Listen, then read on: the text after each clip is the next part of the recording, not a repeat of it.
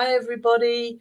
I'm hosting tonight, and we have nobody in the back room except Gaz. So if you have any questions, oh, sorry. If you have any questions, please just put them in the chat, and hopefully Gaz will put them to us. And we might even see some of them. You never know. So I would like to, first of all, start off saying that Panorama produced a documentary. They enabled John Ware to produce the documentary. And what he did was they funded it, and he produced a documentary with bad faith actors. They weren't ordinary people, they were something else. And so we decided that we had to refute this documentary. And we crowdfunded a couple of grand, a bunch of us, Ware Red, Vox Political, Unity News, the Prole Star, and some independent producers and directors gave us some helping hands. And it took us 2 years, but the documentary's out now. It's called Reaching Over the Noise, and here's a little trailer for you. If you play that, please, Gaz. The Panorama programme is Labour anti-Semitic, claimed to be an impartial examination of the assertions that anti-Jewish sentiment was rife in the Labour Party. The evidence seemed pretty conclusive. It would certainly lead most people with no prior knowledge to assume the Labour Party really did have a problem with anti-Semitism. We were told about examples of anti-Semitism since Jeremy Corbyn had become leader. We saw Labour staffers claiming the leadership undermined them and stopped them taking action against anti-Semites. This was reinforced by the former head of the party's legal and governance unit, as well as the party's erstwhile general secretary. Pretty cut and dried, you might think. Think again. I think this is completely a violent corruption within the Labour Party. I think the anti-Semitism accusation within the Labour Party is a farce. As far as I know, that the mainstream media works for the interest of the State of Israel. The anti-Semitism scandal in the Labour Party is nothing new. Something which Zionists have been doing since the movement has begun.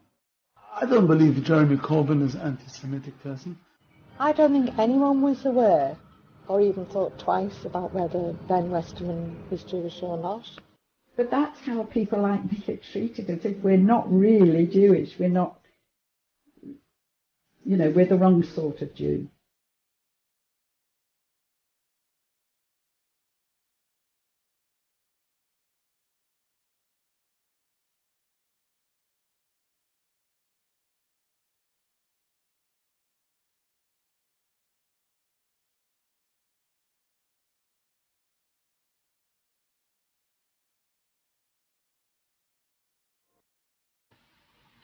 Well, I don't know how shocking the documentary that John Ware produced was to all of you who may have watched it, but we'd all watched The Lobby by Al Jazeera, and we knew the truth, and we knew that this was a Zionist attempt to smear people, to close them down, to stop them speaking the truth and supporting Palestine.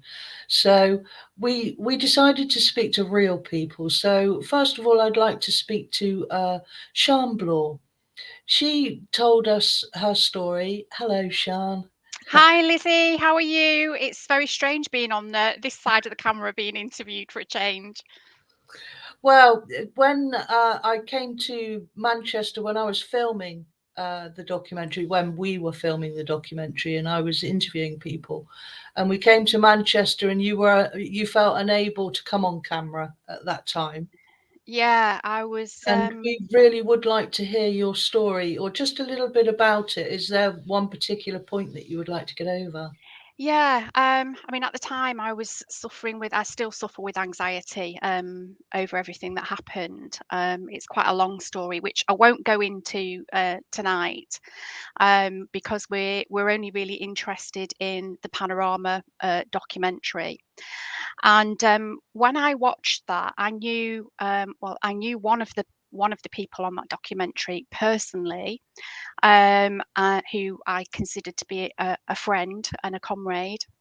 And I also saw Sam Matthews on there talking about how he was suicidal and he wanted to jump off the top of the Labour HQ building. And that made me absolutely sick to the pit of my stomach, because it was him that stole my information and passed it on to the Times, to a journalist called Gabriel Pogrund. Now,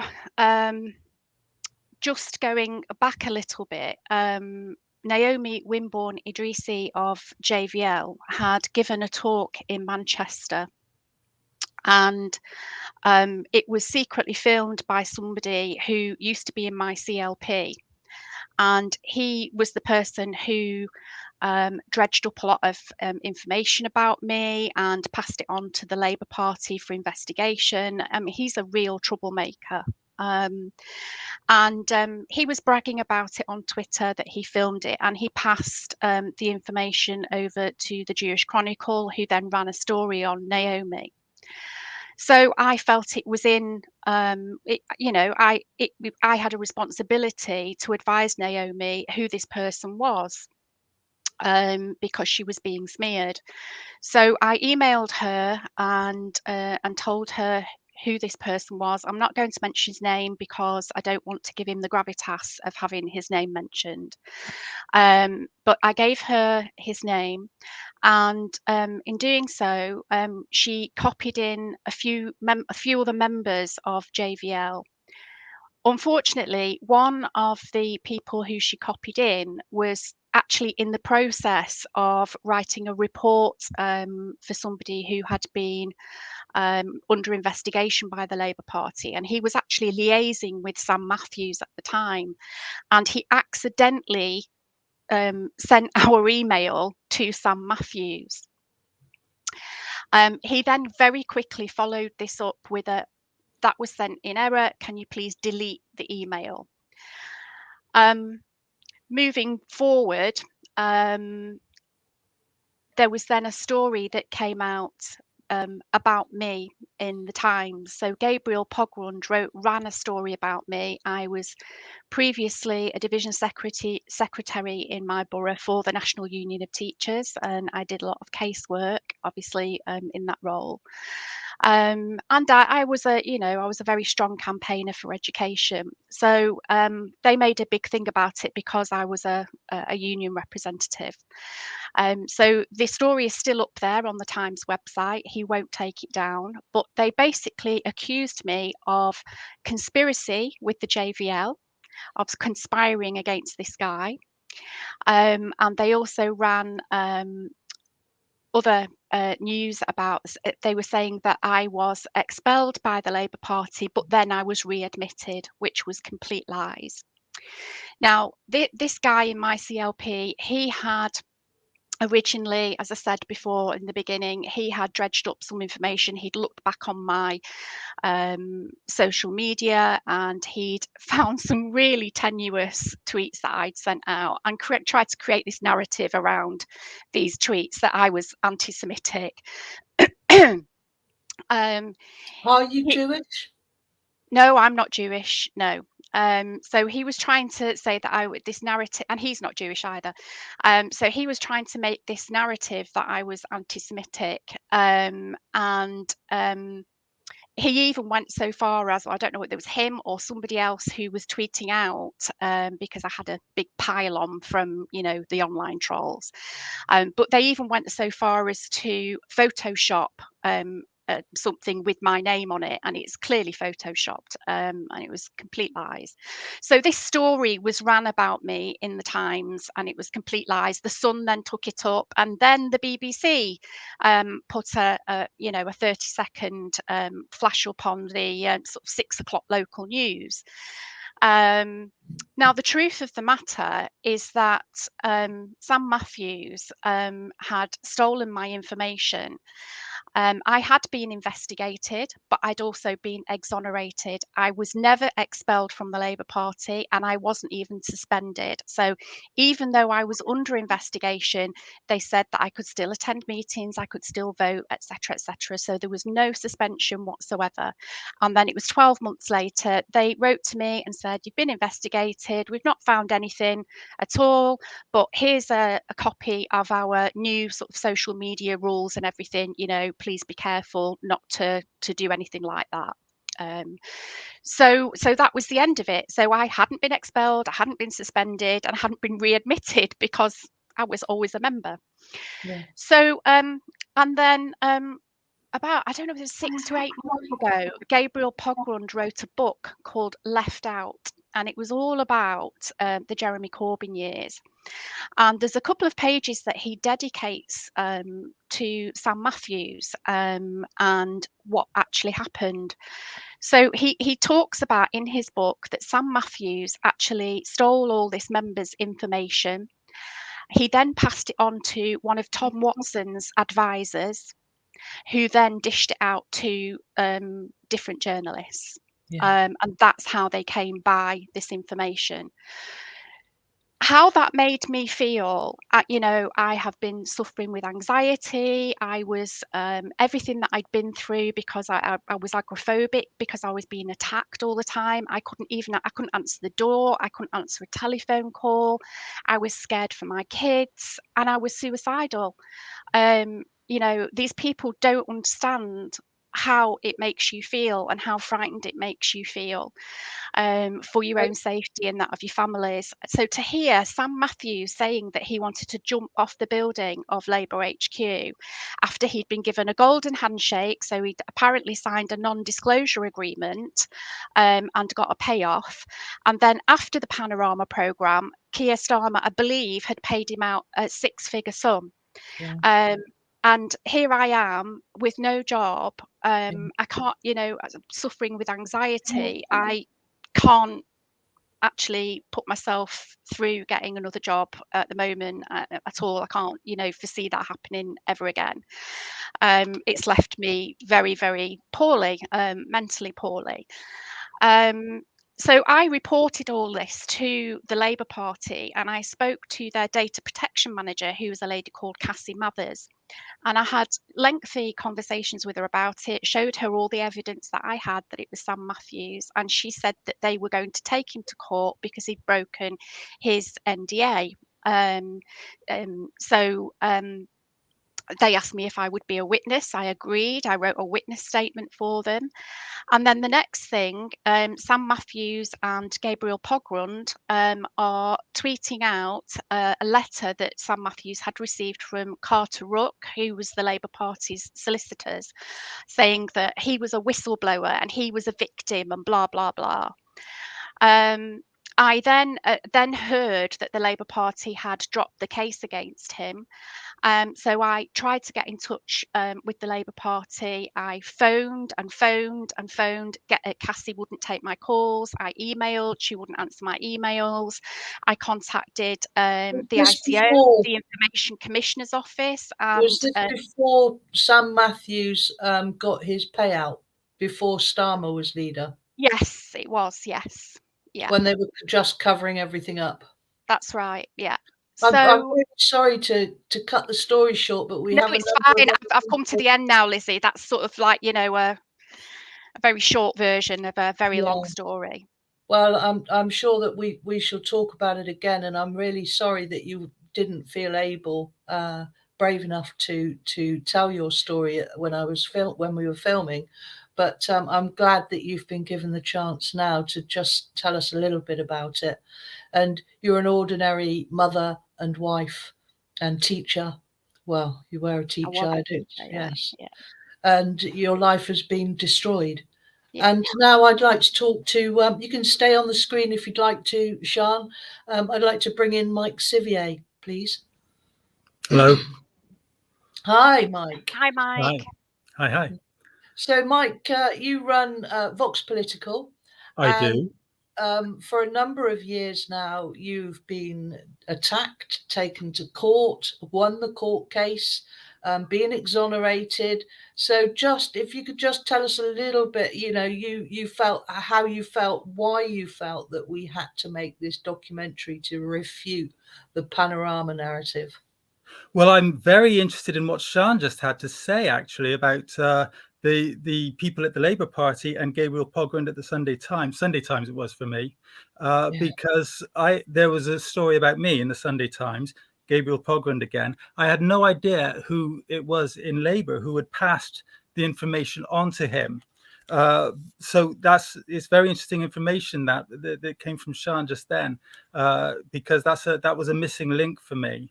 When I took the Labour Party to court and under information data protection law, they said they couldn't do anything because they didn't know who it was who had passed the information on to the press. Yeah. And see, I was skeptical, but I had no evidence. In fact, they did know who it was, but they were in the midst of just covering over that bit. That's right. They were under the carpet with it all. So that was very interesting for me. That was what happened. Yes. So I had a story in the Sunday Times saying that I was a Holocaust denier, which was retracted when Labour actually tried to push me out of the party, and they succeeded. I was given the boot from the Labour Party on some very dodgy charges. They were different from the ones under which I was originally suspended. It was as if they couldn't make those stick, so they searched around for a different one. Well, that's how it looked to me. Yeah. There was an article on the website of the charity Campaign Against Anti-Semitism it used quotations from Vox Political, but it selected them very, very carefully. And then there was a lot of editorializing as well to make me look anti-Semitic when in fact the articles weren't. And I wrote a subsequent article debunking it all. And then I think Labour was given the original article, then saw what I had written, took it away for a very long time, a good few months, thought about it long and hard, charged me with other things. Yeah. And then they thought they were going to just get me to submit to retraining with the Jewish labor movement, which you have to admit guilt then, though, to do that, don't you? Exactly. And I wasn't going to, because I hadn't done anything wrong. Yeah. So I said, no, thank you very much. I'd rather go to the National Constitutional Committee and have a hearing and go through all of that. And they said, oh, well, don't you know you're likely to be expelled anyway if that happens? And I was just like, well, it doesn't really make that much difference to me because it's my good name anyway. Yeah. So I went along and we had the hearing, and it turned out that they weren't really all that interested in whether I was an anti-Semite or not. What they were worried about was the fact that I was writing articles that they considered to be bringing the Labour Party into disrepute, because I was referring to people who had been accused, looking at the evidence and finding that they were not really guilty of anything. You know, you have to actually show hatred for Jewish people to be an anti-Semite. Yeah. And that's quite a high bar to reach, in actual fact, you know, unless people are actually saying, something hateful about Jewish people plainly in plain sight, then that's not proved. You know, but do you think that what you were actually doing was supporting the Palestinian people? It didn't really. No, that wasn't really part of it. I mean, it was just purely writing the articles. Sorry? It was purely writing the articles. Yes, it was investigating people's cases that they'd been charged with from Labour. It was. I mean, certainly, if they were supporting Palestinian people who were being oppressed by the Israeli government, then that would come through in the articles, certainly. But that wasn't really the thrust of it. The thrust was whether these people were actually performing acts of anti-Semitism that could be identified as that or not. And my case was that they couldn't actually be identified as that. The Labour case was that the accusation was everything. If you were accused, then you were guilty until you were able to prove yourself innocent. Yeah. Which is that's completely topsy-turvy. as far as as far as the law is concerned in this country, you see. Anyway, yeah, I did take Labour Party to court over aspects of it, the data protection, the judge, because he was unable to rule in my favor because the rules weren't broken. And the reason the rules weren't broken was because they were so amorphous. They didn't actually mean anything. They just said that an investigation had to happen. And the regulations were something different. And they changed over the time I was under investigation, because I was under investigation for a long old time. And so... How many years in total have you been? 2 years and a half.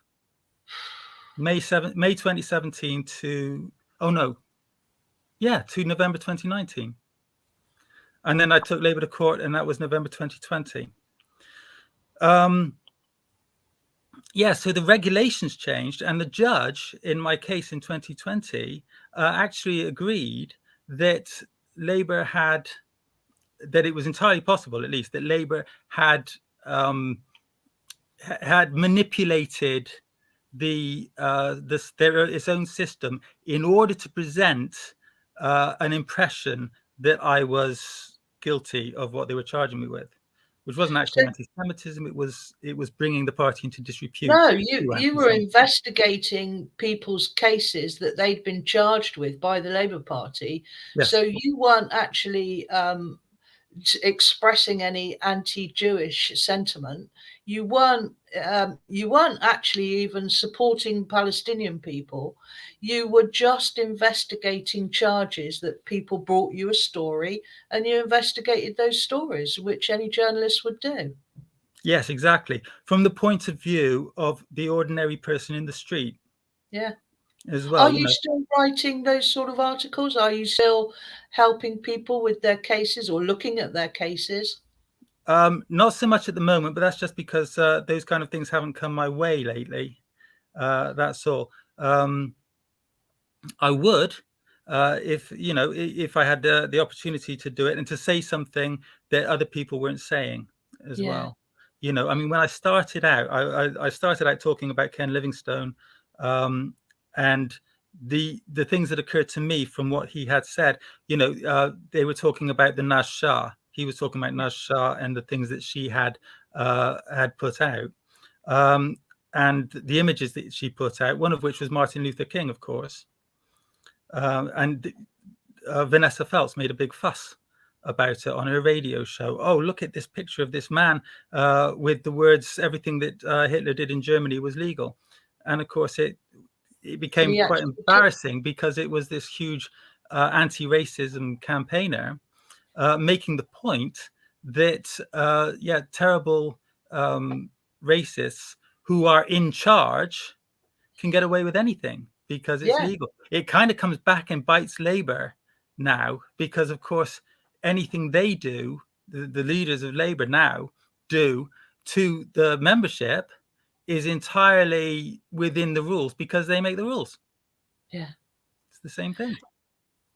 So when we got together and decided to refute the documentary that John Ware had been funded by Panorama to do, you did a lot of research and you verified a lot of the stories that we were told.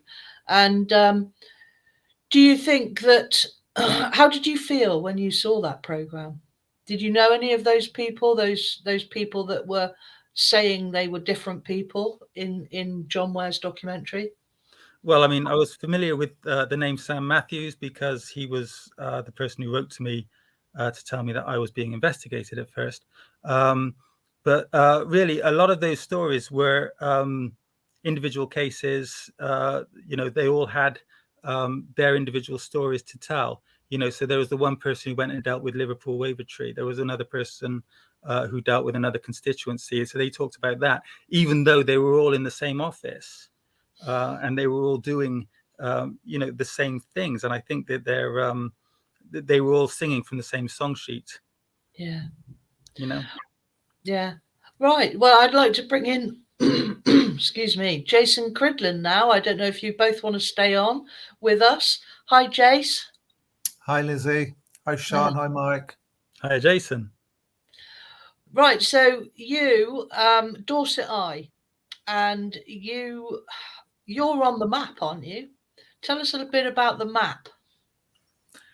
Yes, we were sent that 3 years ago. Basically, it was a map of identifying. I think it was the Nasher Jew crew alongside anti-Semitism. Wherever it is. Yeah, the campaign against anti-Semitism. Yeah, and they decided that they would identify specific individuals that they believed they had valid information on, or at least they said they did. Yeah, if you weren't on that map, that was not right.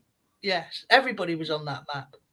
With their names and addresses? With their names and addresses, absolutely. It came as a complete shock because I got a phone call one night from somebody who was very emotional, and she started telling me how she was on the map, and I was sort of listening because obviously Dorset Eye is citizen media, so it's about, you know, the public's voices, listening to people's stories, listening to, you know, events and experiences that they have, and if they want it to be published, then that's what we do. And so, you know, she was reeling all this stuff off, and then suddenly she said, "And you're on the map too." So having listened to her experiences and trying to digest it, suddenly I was, you know, taken aback by the fact that she was, you know, revealing this type of information. But my instinct wasn't really to, you know, jump up and down. Really, my instinct was really to try and get some information together and the map together and get it out there for the public, really, to be made aware that this type of thing was going on. You know, using allegations which were, you know, I can only speak for myself, but I can also can speak on behalf of most, if not all, of the people who are on the map, that it was absolutely, it was spurious rubbish.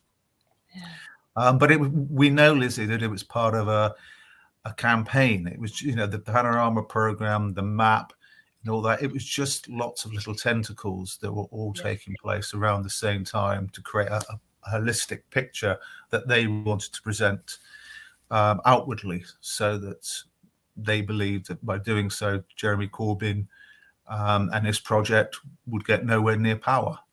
Yeah. And unfortunately, you know, it just became as a part of the puzzle. So by the, you know, the corporate media and social media, day in, day out, throwing out anti-Semitism, anti-Semitism, anti-Semitism, it put doubt in some people's minds. But one thing we also need to remember, of course, is that Jeremy Corbyn, even in 2019, got over 10 million votes. Yeah. So, and Boris Johnson got just over 13 million votes. And most of that election was determined by Brexit and getting Brexit done. So I actually doubt very much whether this crusade that took place from the Zionist hawks in Israel, the corporate media, the trolls on social media, the establishment, the Conservative Party, and the right wing of the Labour Party, they put in all this energy and all this effort, and loads of people were suffered as a direct result, especially psychologically. And in some cases, they've taken their own life. It has to be remembered. Yes, yes. But it played a very, very, very small part, in my perspective, in the actual election result, because it was much more about convincing people that Boris Johnson was going to get Brexit done. Yeah. And after 4 years of oohing and ahhing and the Remainer versus the Leaver, you know, this conflict, this civil war that was almost taking place in the corporate media and social media, in families, that became the deciding factor.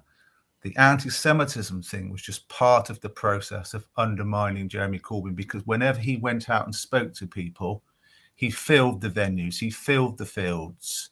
He did.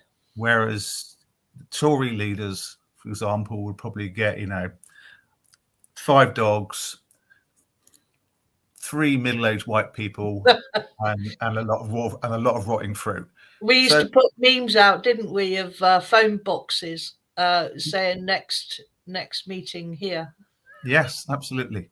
Yeah. So all this psychological damage that was done to people was part of a process, but it's, as I said before, and just to undermine it, it played a very insignificant part, I think, in the end, in terms of the election. Well, for my part, I still get I still get people very, very angrily shouting at me, "You mustn't put an article from Dorset Eye on Extinction Rebellion Network because they're anti-Semitic, of course." And it's like, how can people still not have fathomed that out?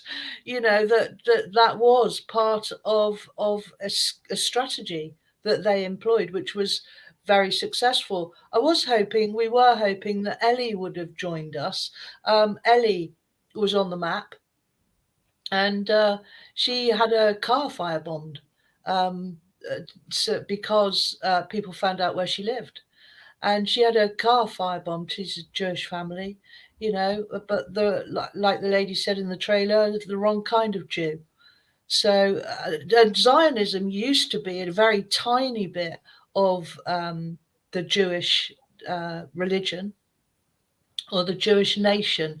I'm not sure if it's I'm not Jewish, and I don't know many Jewish people. Before all these smears and attacks on people, I wouldn't even have known as much as I do now, because, you know, like, I wouldn't even have known who of my friends were Jewish or not, and I wouldn't have thought to ask them, because it's absolutely irrelevant. I don't go around saying to my friends, "Are you Catholic?" or "Are you Hindu?" or "Are you, you know, what?" It's got nothing to do with whether I like the person or not. Absolutely nothing. So we got together, well, Jason and Mike and several others of us, that they couldn't come on the show because they can't be named and they can't be identified.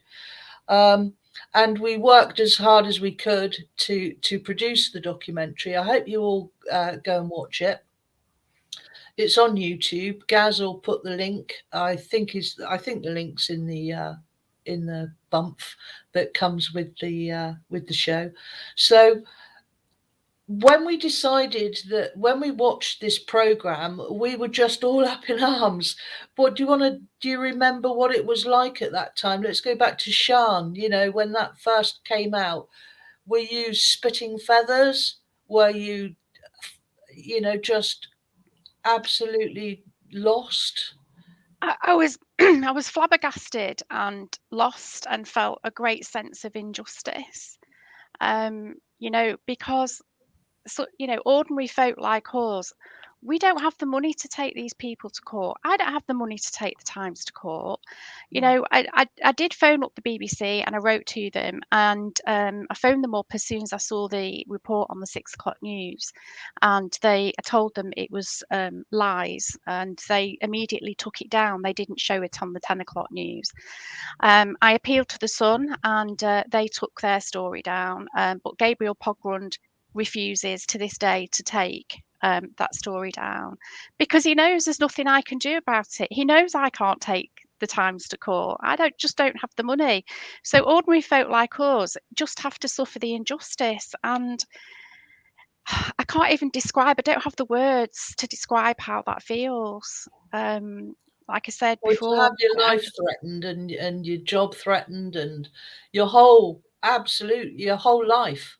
Yeah, they destroyed me. They destroyed me. Yeah. And they've destroyed lots of people. You know, what about you, Jason, when you watched that Panorama documentary that was funded by the BBC? To be fair, I mean, looking back, I gave that particular Panorama program a cursory glance. And the reason I gave it a cursory glance is because they ran trailers for the 3-4 days leading up to the program. And you could tell from the trailers that it was, you know, it was Hans Christian Andersen on Angel Dust, you know, really. It was just a pathetic attempt. Can I just also throw in here, because obviously Sean and Mike have given their experiences. Yeah. We're not members of the Labour Party. We never have been. We're not members of any political party. And the idea from our perspective is that, from Dorset Eye's perspective, it's about neutrality. You know, we don't invite only one particular ideology or sympathy to be part of, you know, publication. Yeah. But we had on a Friday afternoon, we had a knock on the door, and it was obviously before COVID. I mean, probably a year before COVID. I can't remember exactly. And the police were there, and they came in, and they'd received an official report from Rachel Riley of Countdown fame and of 8 out of 10 Cats. And she'd made a formal complaint about us being anti-Semitic.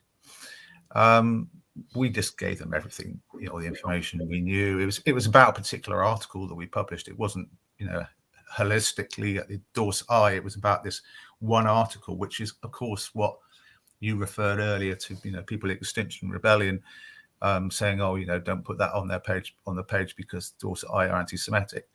And we probably need a discussion about that at another point. But the police did their investigation. They contacted us 4 or 5 weeks later and said there was no case to answer. And, you know, to be honest, most of the conversation ended up being, well, how can we report Rachel Riley? Because effectively she's wasting police time.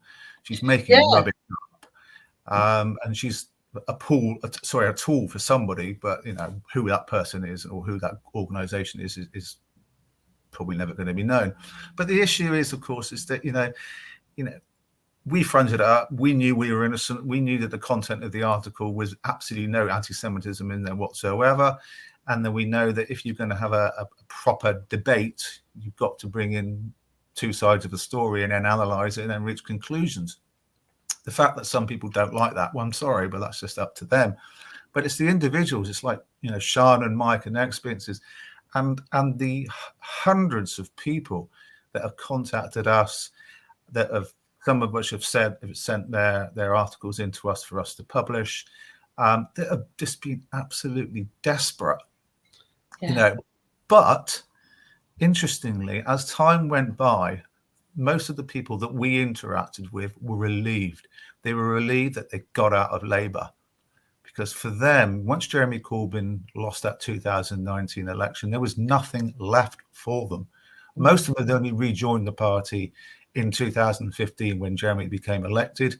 And to be fair, most of them weren't going to miss it. They were just, to excuse the language, pissed off that they had all this trumped up garbage that was used against them. And in some cases, obviously, you know, it got into the corporate media who were rubbing their hands with glee. You know, so it wasn't like it was, you know, Jeremy Corbyn was still the leader and they had everything to fight for. You know, they just, in the end, it was so bloody what. Yeah. And that's important to remember, because I think, you know, there's the Sam Matthews of this world rubbing their hands, and the Nasser Jews rubbing their hands thinking we got rid of them. But most of them couldn't wait to get out, because they just knew the party had become an absolute joke. Yeah. There's a question just come in, Lizzie, from Tigs, saying, why is the Labour left-wing membership not uniting and taking the right wing to court for hijacking their party? Now, I know Chris had a court case with some members through the Left Fighting Fund project in conjunction with Jewish Voice for Labour, and I think there was about 8. 2 of the cases got dropped, so there ended up to be 5 or 6 of them, I think. And basically they ruled that it's their party, they can make the rules, they can decide who's in the party and who's not in the party. So there's no point in taking them to court, because you'll lose.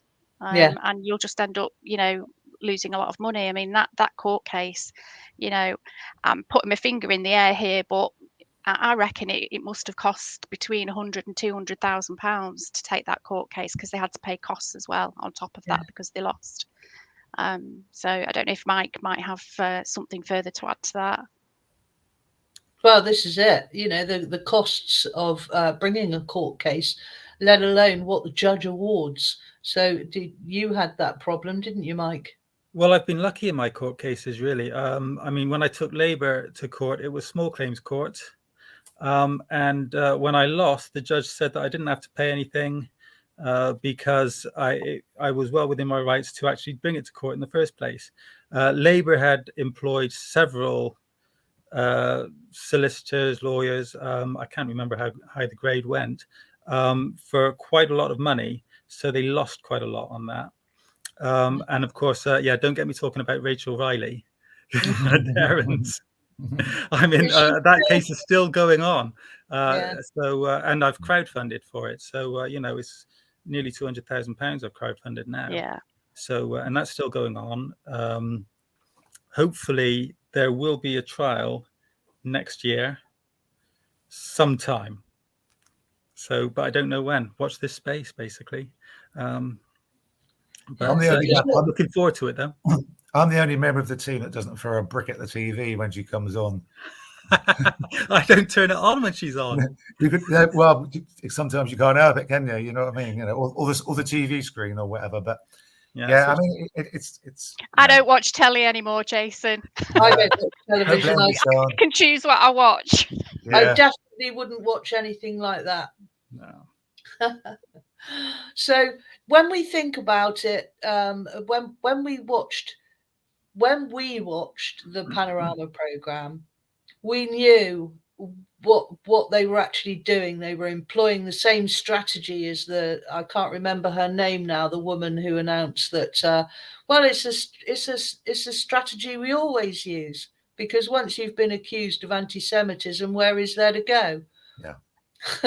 So they always use it, and so we had so many people. We had a woman called Jay. I won't give her any more of her name, and she was hounded, absolutely hounded, and nobody believed her. And she was of very good standing within her CLP, and in the end, after 2 years of fighting, I filmed her. We filmed her, and afterwards she started crying, and I said, why are you crying? And she said, because you listened to me. And that was the first time anyone had listened to her.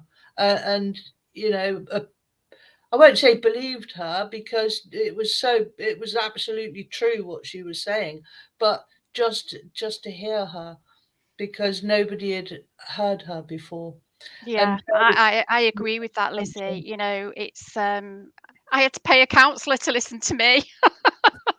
So yeah, it's really important. It's important to be able to, you know, I'm doing this now, telling my side of the story now. Just, I mean, hopefully it'll make me feel better. I can finally get it off my chest, you know, nearly 3 years down the line, and hopefully try and sort of heal some of this anxiety that I keep suffering with. Somebody's put on a post on here saying the Conservative Party have just announced that they are going to be outlawing BDS. Wow. Not surprising, really. It's unbelievable, isn't it? When you think about the history of, I know Jason and I have discussed this before, of South Africa's apartheid state. And when we get into the whole question of, is Israel an apartheid state? Well, the Labour Party declared Israel was an apartheid state at their conference.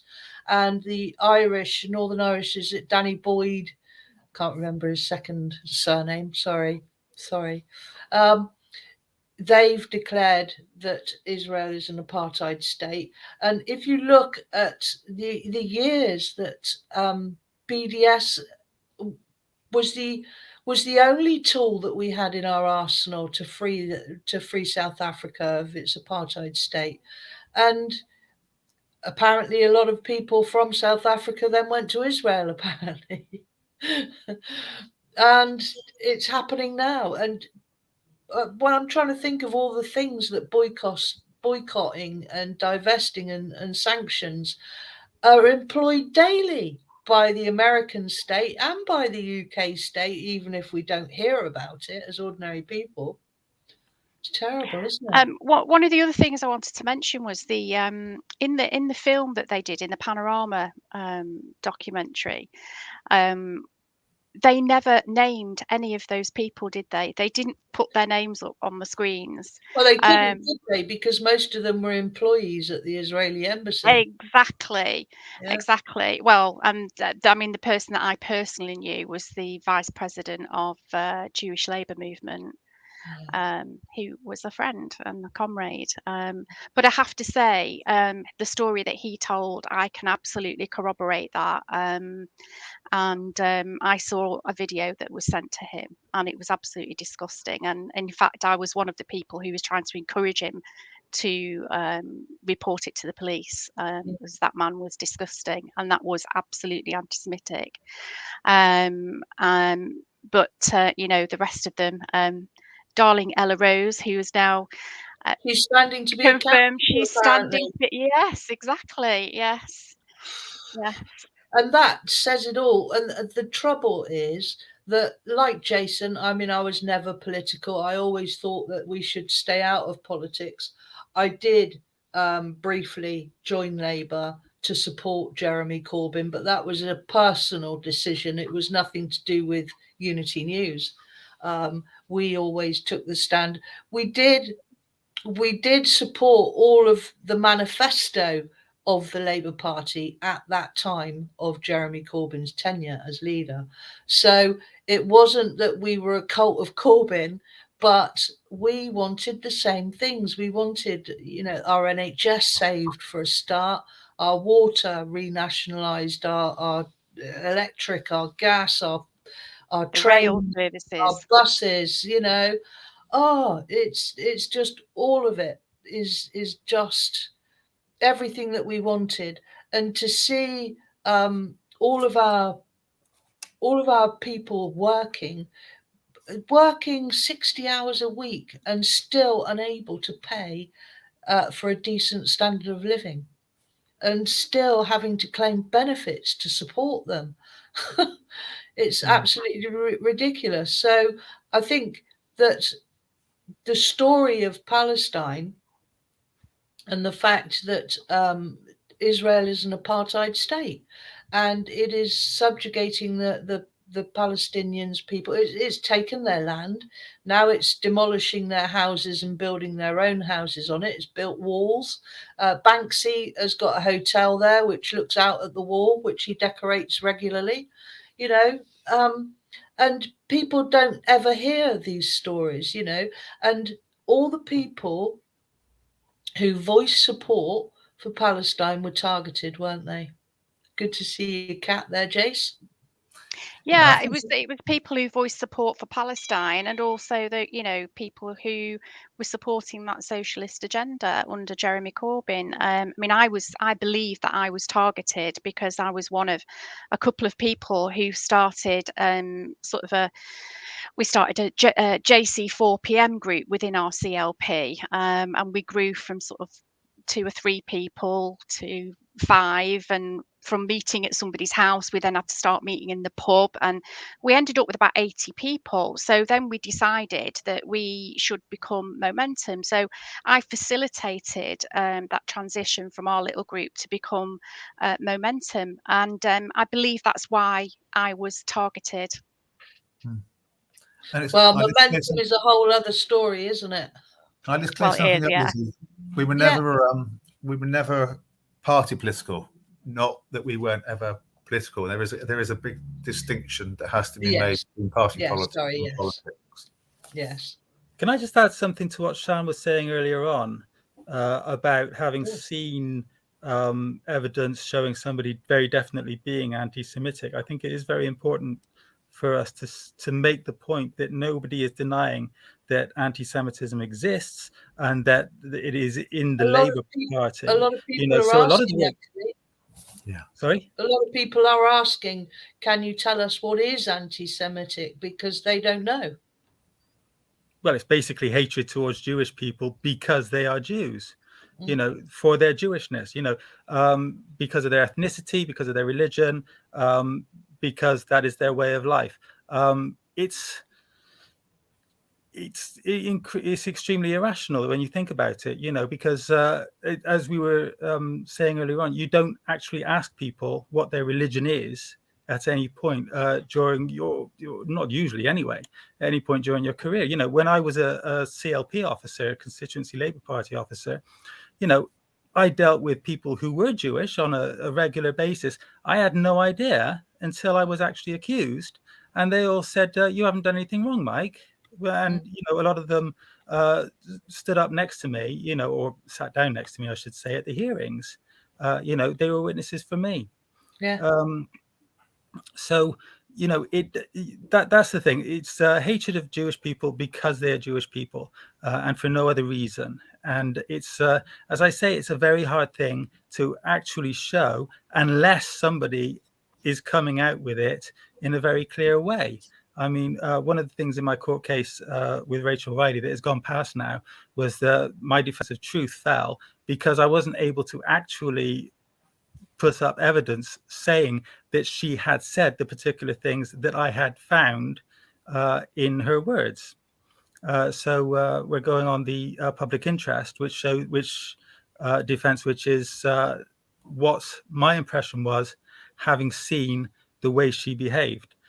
So that's the way it is. But to say it was truth, to say, and putting it back onto anti-Semitism, to say somebody is being anti-Semitic because of their behavior, and you know, they have said something like with Ken Livingstone saying that Hitler, or well, the Nazis had an agreement with the German Federation of Zionists in order to deport Jewish people to what was then British Mandate Palestine. To say that was anti-Semitic, to say that he was saying that Hitler was a Zionist, is several steps too far. Yeah. You know, Livingstone has gone on and said some questionable things afterwards. I would have to admit that. But what he said there was nothing anti-Semitic in it at all. No, it was just facts. And wasn't it strange that, like John Ware and his people that readily assembled to appear on his programme, it was very strange that John Mann had a camera crew with him when he happened to bump into Ken Livingstone. Very strange. And they're now anti-Semitism czar, the Tory Lord. For the he's Tories. a Tory Lord, yes, and that says it all, doesn't it? And the other one is Toby Young. He's got a very, very questionable agenda. Right. So, is there any last closing statements? We've got a few minutes left, or if we've got any questions, Gaz. I'm just looking at the comments as they're coming in, and lots of statements. Not any questions really. Please, can you bankrupt Rachel Riley, Mike? I would like to make one point, if that's, you know, I don't want to get in too deep here in terms of the essence of philosophy and all that sort of stuff. But one of the things we need to understand about language is that the meaning of language is largely determined by those people who hold positions in power, and it passes from generation across generation. And obviously it's quite fluid, but it's very rare that the language is determined from the bottom up. It's much more likely to determine from the top down. So in terms of a definition, for example, like anti-Semitism, it can stay static for decades, but when it's politicized, and we know who holds the purse strings and the power boats when it comes to, as I say, defining language, when it's politicized, it can be taken anywhere, pretty much anywhere they want it to be taken. So we move away from when Mike was talking about it just being this bigotry, this hatred towards the Jewish faith or the Jewish culture, and it could be taken into the field of Zionism. Yeah. So therefore, when you start challenging the existence of Israel, you're not attacking Jewish people, you're attacking the state, an artificial state that was created, gerrymandered in the last 100 years or so But when you start questioning it, and then you question the way in which minority groups within those areas are now being treated, yeah, it's easy for the people in power to come back and go anti-Semite, anti-Semite, because it fits with their political modus operandi. Yeah. And there's very little that we can do about it. So this documentary in itself was a response to that. Yeah. It was a response to a hand-selected group of people that the British establishment decided to use the BBC for at a time when they thought it was politically expedient to do so. And we have reacted and responded to it. And the documentary has come out in 2021. When, let's face it, as I said before, the election wasn't determined by this discussion and this debate. And for most people, even though we get this vitriol, for most people, they have moved on. I just want to give Tony Greenstein's crowdfunder a plug. If somebody could post it in the link, a link in the comments, that would be great. But Tony is actually crowdfunding to try and get his book published that he's written about the Havara Agreement. I can't remember what the title of it is now, but it's about what Ken Livingstone said. It was about the agreement made between the Zionists and Hitler, and he wants to get that book published. So I just want to give Tony Greenstein's crowdfunder a plug, because he's under attack again at the moment by the Zionist lobby. So if somebody could post the link in chat, that would be great. If not, we'll try and find the link and post it under the YouTube description for you. And of course, that's a historical statement of fact. Yes, it actually happened. It's been well documented for 60, 70 years. We know about it. We've known about it. People have been taught it in university lecture halls. But suddenly it became persona non grata. And suddenly it became a tool in which to beat people who repeated it. Yeah. That's the really, really scary thing. Yes, I mean, when I was looking up my background information for Ken Livingstone, when I was researching all that, I found information about the Havara Agreement in the Jewish Virtual Library. You know, doesn't that say it all? Yes. Absolutely does, Mike. Yeah. And somebody's saying on the chat about John Mann being anti-Roma as well, anti-traveller, anti-gypsy. And that it's strange how the tables get turned, and the people that are calling us anti-Semites are the ones who hate other people. Well, they're projecting their racism onto other people, onto anti-racists. That's exactly what they are doing. You know, they point the finger at us anti-racists when they're actually the racists. And, you know, there you go. John Mann, he is a complete racist, and he's well known for it. He's put leaflets out in his constituency about it, against the Gypsy and Roma people. And there he is fighting for Zionism. Say no more. Right, so we've got a minute left. So I'd just like to say thank you very much, Sean, Jason, and Mike, and all those people that didn't feel that they could come on and speak about their stories. But we sympathise with you, and we show solidarity with you. I think that the film is on YouTube. It's called Reaching Over the Noise, and the reason that the music's a bit loud on it, sorry about that, but we did it on a budget of £2,000, and also it's called Reaching Over the Noise, so we had to have a bit of noise for you to reach over. So if you please watch it and try and talk to people. If you've got someone like I have, this guy William, who says you can't put anything on there that's anti-Semitic because you're all anti-Semitic in Labour, please tell them the facts. You know, say that if they've watched the Panorama documentary, say, watch this documentary, and actually these are real people. Those people weren't real people. And I think it's worth finishing off as well that, you know, something really, really poignant, and that is that there are many far-right governments growing up now around Europe, not only around Europe, but in different parts of the world. And Nazi Germany didn't come around by accident. Nazi Germany came around because of propaganda and a repeating lie after lie after lie. And there are many similarities of what we are now experiencing today. Yeah. So talk to your friends, talk to your neighbours, and let's get this out there, and realise that actually we are all human beings, and everybody deserves to live a life. Absolutely. Thank you very much, everybody. Good night. Thanks, Lizzie. Good night, everyone. Thanks, Lizzie. Thanks, everybody else. Yeah. Bye.